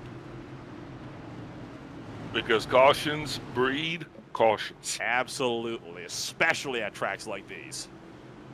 Yeah, and you know, the pace car is off now, and these guys are getting ready to go back racing again. You know Noah Bitts is going to want to try to get a good launch and get up, because if he doesn't get in front of that 31 car right now, then it's really going to be hard for him to do it. So the battle is going to be between these 2 cars to figure out which one of these Fords is going to be able to get the best line and take that lead coming out of 1.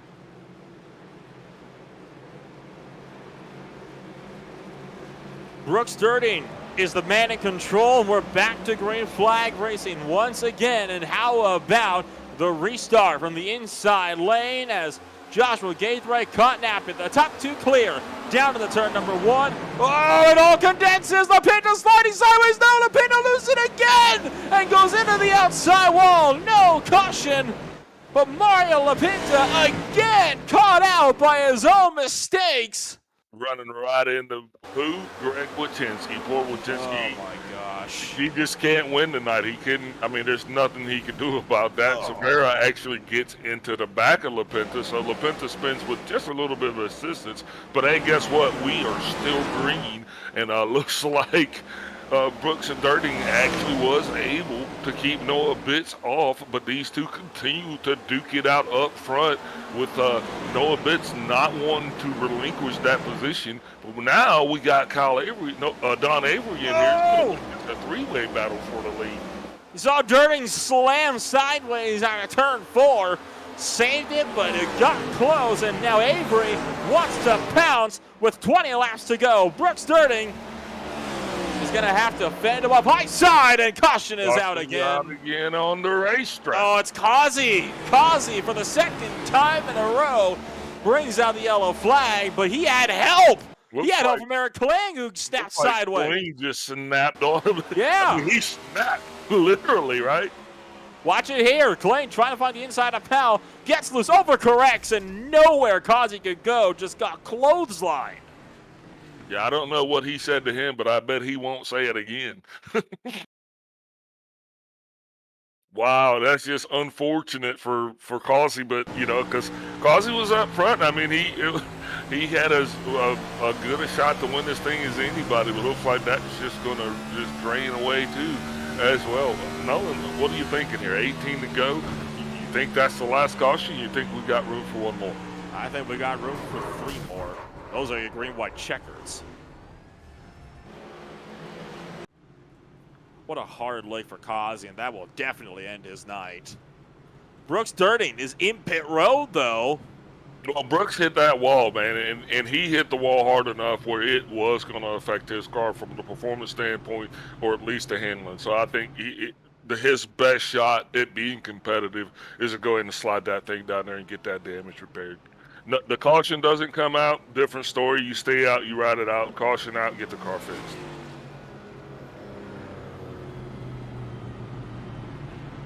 Well, with us once again behind the safety car, we'll take one final step away and come back to you for these closing laps with just over 15 to go from Phoenix.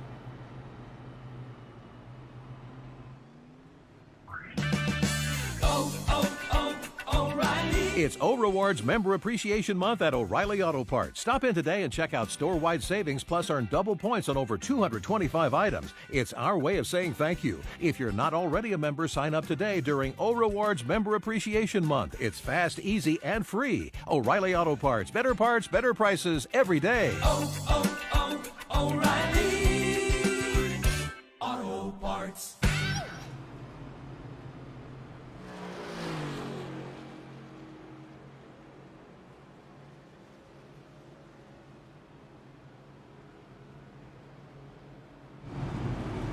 We are once again back with it here at Phoenix Raceway. I believe it'll be 14 to go when we take the green flag once again. You've got yourself 12 cars on the lead lap and about 15 so far actually still out there on the racetrack. And a lot still yet to be decided, particularly for battles for the race lead as we get set to come back to green flag racing. Yeah, absolutely. In that first two stages, I think we were I think we saw exactly what it was. The guys were patient. They were giving each other plenty of room to race. There were not a lot of incidents, but boy, have we made up for that here in this third and final stage. It seems every time we turn around, we've got action going on everywhere on the track. Cars just snapping and snapping back and crackling and popping. It's just, wow. You can't look away, Nolan.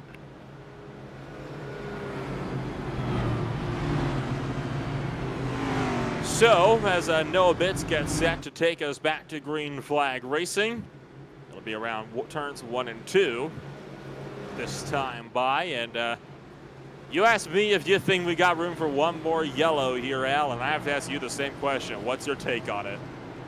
I think we do. I think we do. But I think Noah Bitts is going to try to get an early launch just like he did last time, because that's going to be the key to these starts. And these guys have got it's got to be racking their nerves, because restarts here at this track can be nerve-wracking. Just the distance to get back to the start zone, and then the driver being able to go anywhere. And there he goes. Off he goes. Great launch. Oh! Shinsky spins at the back and brings out the yellow immediately. Didn't even make it to start finish this time around. So you ask if there's a chance. That was the wrong thing to ask, apparently. I don't think there's a corner on that 5-car that's not beat up yet. If he was going for, if he was just trying to get every angle of it beat up, I think he's done a pretty good job on that. So his sheet metal guy, I hope you're not planning on taking any time off anytime soon. Wheel spin on cold tires, it'll get you. We're getting people all week long, and we're getting people just a little bit more. We'll be under 10 to go this next time by. Will we hit double digits? It was going so well, wasn't it? I mean, we had only 5 cautions and then just racked up another 4 in the last 20 or so laps alone. You got to also think about this too, Nolan. I'm gonna throw 2 words at you, and then I want to be quiet, and I just want to see what you think. Heat cycles.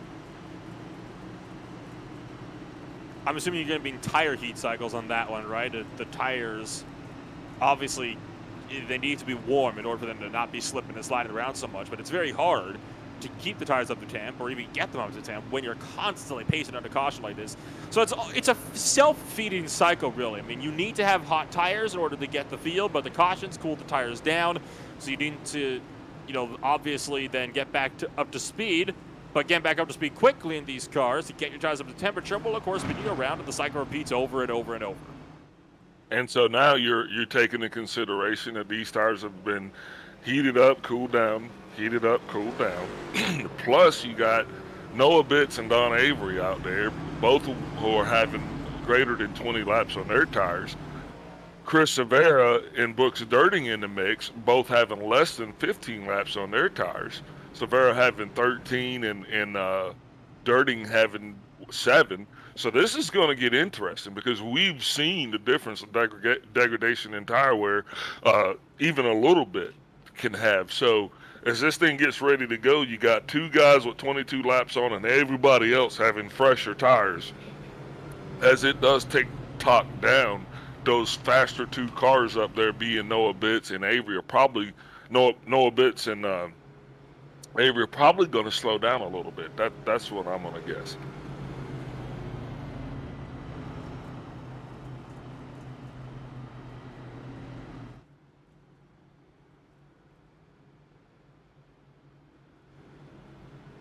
So the field's going to be coming around turns 3 and 4 this time by, and I would not be surprised if we took 1 to go this time by. I can already see your top 4 already doubling up. They want to get back going, don't they? They want to finish this thing out, I imagine. Yeah, it looks like it's going to be 10 to go once the green flag flies on this thing, and hopefully we'll take those 10 to go. You know what I mean? If we can get them, let's get those 10 to go. The lights are off on the pace car this time, which means we will be going back a green flag racing here, trying to get this thing in the books at Phoenix. Hope you guys are enjoying this Tucson Sound Art Cup AutoZone race here tonight as we are slowly getting this thing done. Like we said, we were caution free for the first stage, 1 caution in the second stage, and then the third stage has just been a ping pong event of caution flags. So no bits bringing us to the green flag right now with Chris Rivera on the outside. Couple of drivers already throttling up, wanting to get back going as quick as they possibly can. It'll be 9 laps to go at the line. And as we come around turns 3 and 4, will we make it back? Green flag is back in the air, and Noah Bitts gonna take it away. Oh, Avery's sliding out. So is the number, I think that was the number 22, Kenny Thompson. That slammed the inside wall as well. But no caution, we're green. And just what we said, the one thing to watch out for is those cold, old tires. And that definitely was a factor as Noah Bitts, though, looked like he's making good on his promise, and he is going to continue to lead that field and take us on around here as we are now going to 8 to go at the line. 8 laps to go this time by. It is getting hectic out there on the racetrack. I'm looking at Greg Wyszynski and Gary Adamson looking to battle out amongst each other for the Monster Energy. Number 36 Ford Mustang dropping back. He's down in 9th place now. The good news is 10th is a long way back. Nothing to worry about. Maybe just these battles up in the top 10. Yeah, I would make sure I would be certain to give that 5 car plenty of room, though, because that thing has definitely got Velcro on it tonight for whatever reason. But what about Noah Bitts? He's got to be feeling confident now with his ability to hopefully just hold off Severa and put this thing in the books. But Severa definitely showing that he is going to have the car to beat because he's got the fresh tires and he's going to be rolling in there. He's going to try to run a Bitts down and put himself in a position to win this thing just like Chris Severa does.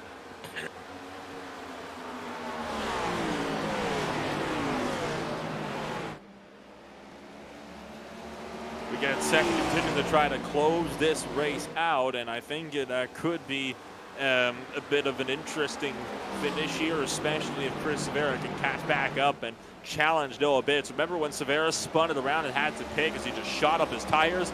Well, all of the wreck that's happened in the last little while has seen him push his way back up to second place, and now he's just 4 tenths away from Noah Bitts, and he's trying desperately closing the gap. Do you think he can get there by the end of the race? Hey, he is definitely not a guy to bet against. I don't care whether you're in Phoenix or Vegas, don't bet against Severa. Your current, your champion here. This guy, if anybody is going to come out here and be competitive and win, it would be those G&G guys.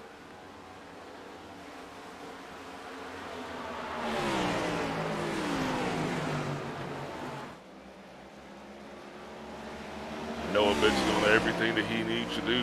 But right now, at this moment, though, to keep Severa at bay, as we are going to come down to 3 to go at the line here. Chris Severa, though, definitely not going to want to let this one slip away. He is, and what a comeback story that will be, Nolan. I mean, this guy is actually, he spun his car out twice, and now he's actually finding himself to be right back up here in contention to possibly even try to win this thing. It's 2 laps to go for for Noah Bitz, this time by at the start-finish line. Got Schaffner on the bind. Kyle Green putting Brooks Dirty under fire for the 3rd position as well, with 2 laps to go, and Green's trying to go for a podium position. Yeah, Green definitely no strength to being up front. Definitely going to give Durden everything that he does have. And you are right, he is actually going to be able to make that pass on the inside. But Durden, we've already seen him make that crossover at least one time before. This would be the time to do it if he could. Severa now also having to run out of time. He has got 1 to go. If he is going to put the move on Noah Bitz, he is going to have to do it this time he's looking to the inside, Nolan. Send it in! Oh, Severa jugs himself! Severa up into the outside wall! Green is put under fire, Durden crashes, and Kyle Green's into the pit wall! It's calamity on the final lap of the race, and Noah Bitz comes home to win the race as they crash behind him in spectacular fashion. What just happened? They're still wrecking. I don't know. Well, I'll tell you exactly what happened. Severa did exactly what he had to do. He had to try to drive that thing down in there as hard as he could, and unfortunately, just no grip there below that yellow line. So he got in there in the marbles, he got a little loose, and then put that thing up into the wall, and then calamity ensued. And then all the calamity behind took place because Kyle Green got clipped by Chris Severa trying to avoid him. Brooks Durden got loose and shot at the track. Green had to scramble down, and as a result, got into the pit wall. I actually think Green got suspension damage from that. Also involved was Wachinski, who got absolutely drilled. Al Kozlowski was caught up in that. Absolutely chaotic finish of the highest order at Phoenix Raceway, but Bitz comes away a race winner at the end of it all. So as Noah Bitz wins the race, that'll be Joshua Gaithright in 2nd with Justin Levine in 3rd. LaPinta finishes in 4th place, his best finish yet in the series, with Gary Adamson in 5th, Wachinski is 6th, Avery is 7th, you got Kenny Thompson in 8th, Adrian San Jose Arenas in 9th, and Chris Severa rounds out the top 10. Durden is going to be in 11th. Kyle Green, 12th. Kenny Powell, 13th. Joseph Cossey shown 1 lap down in 14th. Mark Johnston, 15th. Al Kozlowski, 16th. Ryan Struck, 17th. Eric Kling, 18th. Josh Schaffner, 19th. And John Mullins finishing in 20th, some 95 laps down. So with all that said and done, we're going to see if we can dial up your race winners over the course of the night. We're going to kick things off with Noah Bitz, who I think kind of had a bit of a heart attack on the final lap there. Noah, I don't know if you saw the lunge or not from Severa, but you certainly just avoided it by the skin of your teeth. So as you tussle it out there with Justin Levine, why don't you walk us through what that race was like for you out on the racetrack? Yeah, the race started off a little slow for me. Had to get the car adjusted to the track conditions, having a little bit less fuel. But we got it put together pretty good. Brooks helped me out, make some changes on pit road, and we got it fired up pretty good there at the end. So walk us through just the last lap, because obviously it was a very chaotic last half of the lap, and you kind of got a front row seat to how it at least started off. Yeah, I knew that we were going to have to put up a fight for the win on the last lap. I didn't quite have the same short run speed, but I knew he was gonna to make that move. I knew it probably wasn't gonna work. I don't think I've really seen that move work yet so far this week.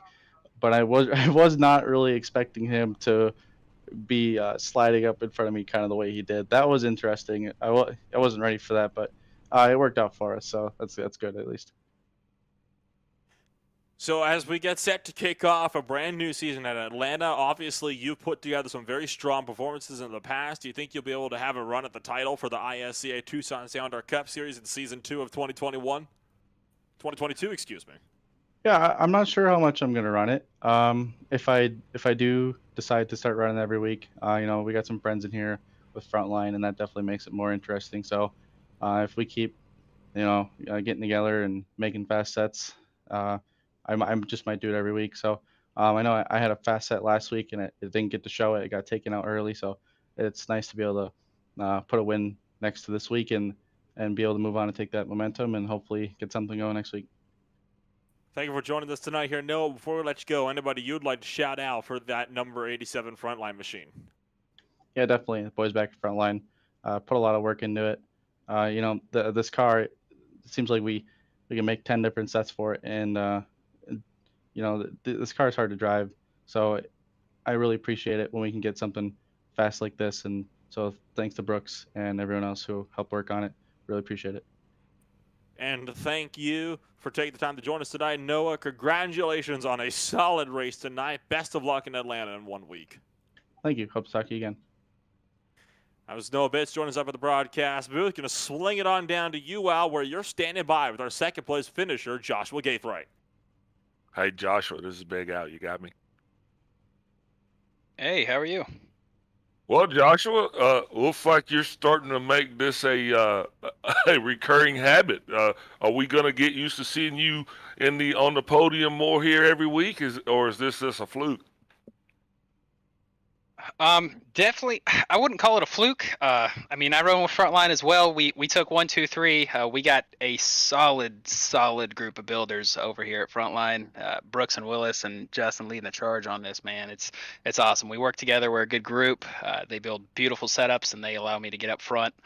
To be totally honest, I don't think I should have finished probably 5th and Justin 6th, but that move there at the end killed Brooks, which is another one of our guys, and also killed the other guy. So unfortunate for them, but lucky for us, I guess.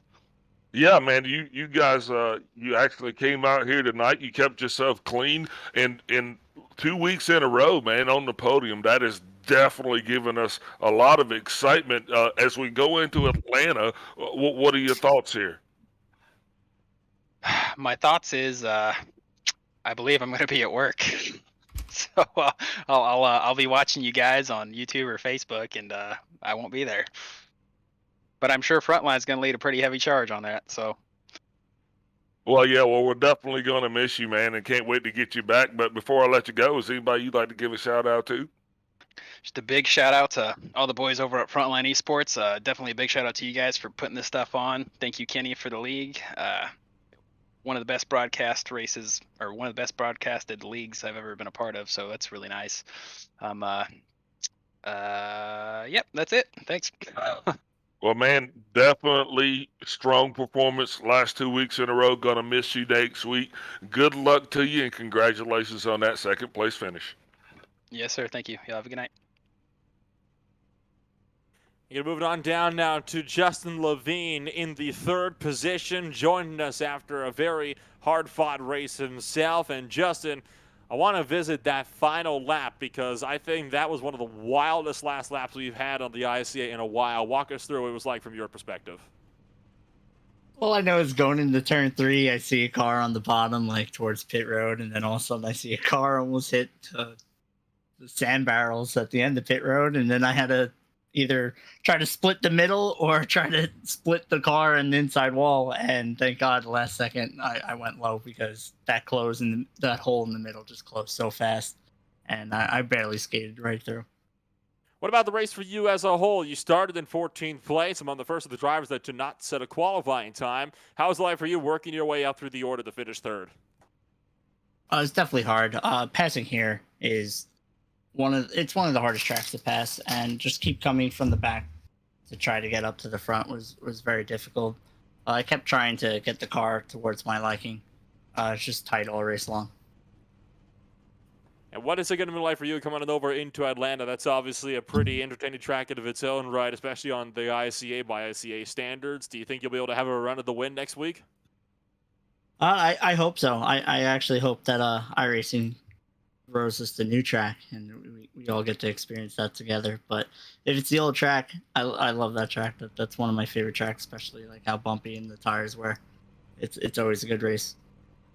Well, fingers crossed. It could be a phenomenal race out there on the racetrack. But for now, it's about time we wrap this up here. Just before we let you go, anybody you'd like to shout out for that front line number 33? Everyone at Frontline. It's basically going to be a repeat for the Noah and Josh then. You guys do such a great job on the broadcast. Got to thank Kenny for putting this on for us. Love this league, one of my favorite leagues. And all our sponsors at Frontline, Checkered One Manufacturers, Racer Apparel, and the Bruzy. And thank you for taking the time to join us tonight, Justin. Congratulations on a solid race win for yourself, and best of luck next week in Atlanta. Thank you. Well, that is about going to be all the time we got for one night then from the Phoenix Raceway. So for myself, Nola Rambo with Alfonso Nixon and Rob Melder behind the cameras, want to thank everybody for joining us for ISCA Tucson Soundar Cup Series action. Join us for the season opener in 1 week's time when we swing on over to Atlanta, Georgia for what should be a very thrilling way to open up the season. We'll see you next week.